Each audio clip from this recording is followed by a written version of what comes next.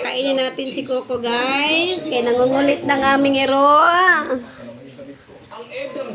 Kanina pa siya nanggigigil sa akin. Ayan. Pag nagsiselfone ako, tapos hindi ko pa inasikaso ang kanyang pagkain, nagagalit na siya.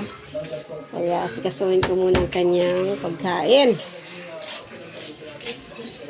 Alam din niya na hindi na ako kumakain. Tapos pa nag-cellphone ako, nagagalit siya.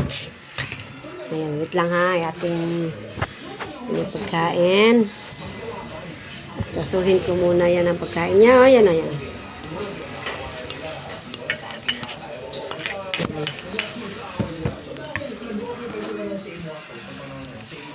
Alito na, dali.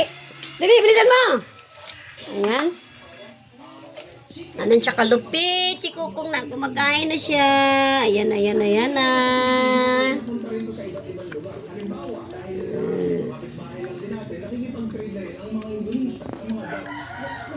Ang ulam niya ay bitukan ng manok, adobo.